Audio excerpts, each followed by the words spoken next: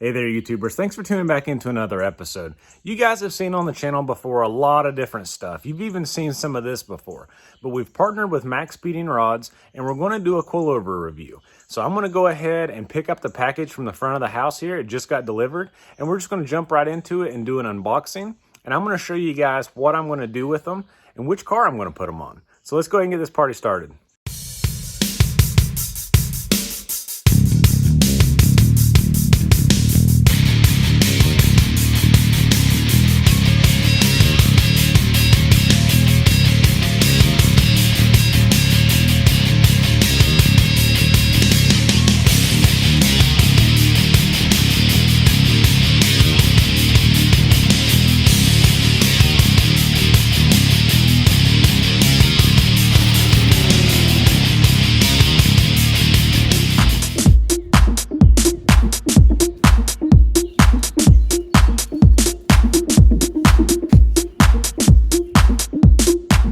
Boys and girls, we've got our box here. We brought it down to the garage and we're going to tear into it. But guys, the way this is started out, I've done this before. We've put several of these on several different cars, but not this particular model, I guess you could say, not this particular caliber. These have some adjustment that the others did not.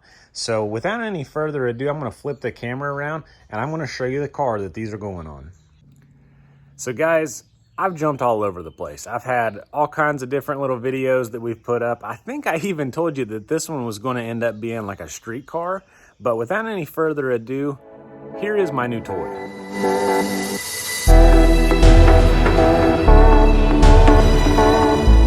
So guys, this is a 96 EK hatchback. This is the Midori green color that's so hard to find and everybody loves. I picked this up in Tennessee and it's a factory automatic car. You've seen it on the channel before, and it was originally intended just to get a B series. That's no longer the case, but in this particular video, we're not going to talk about that. This is all about coilovers, and you guys will have to subscribe to the channel to get that info, so it'll be in a future video. But this car here, I've done some things to it already. I've parted out some different items. It's got a set of VMS wheels on it. They're 15x8s. I've got a set of Toyo R88s on the front and 205s on the back. So as you saw, it's got a pretty big intercooler. That's something that we're working on. The setup itself is coming, like I mentioned, in a future video, but we're going to stick some coilovers on it. And what better way to review them than to kind of put them through the test? So you guys know we like to drag race. We do a little bit of racing of all sorts with these little cars, but most of the time they go to the drag strip, they run 1/8 mile, they run 1/4 mile, and we're looking for something that's a decent coilover with decent spring rates and something that not really going to be rough to drive on the highway if you needed to, but we need something that's going to hold up for the strip. So these are going on this particular car, and we're going to do an unboxing video here in just a moment. So let's go ahead and get to it.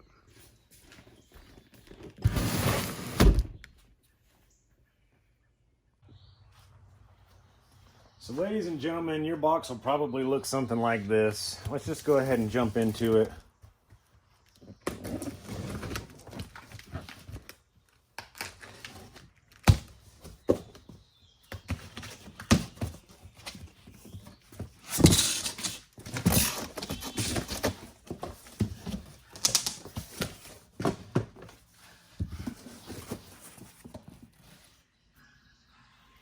So it looks like inside the box here, they're kind of loosely packed. We've got some foam, your MaxpeedingRods little card here. We've got another one of these customer service cards. Satisfaction is top priority. So guys, I will tell you this, they've got a lot of representatives on social media. If you have any instances where you order some of the products and it does not come with what you need, I'm sure they would take great care of you. There's too many of them out there not to be able to find someone that'll listen to your concerns and help you address them. So guys, these in particular, as I mentioned, without all this racket going on, these are a little bit different than what we've done before. So the ones that I had before did not have dampening. They were a preset dampening, and the ones that have dampening are here on the top. So you've got some adjustment here. It's a decent looking coilover. The spring rates on this one here, 70.5 by 12, 180 by 8. So I want to say these are the 12,000s, but we're going to wait to confirm that. I'm not going to assume anything here, fellas. So we'll put our little handicap back on.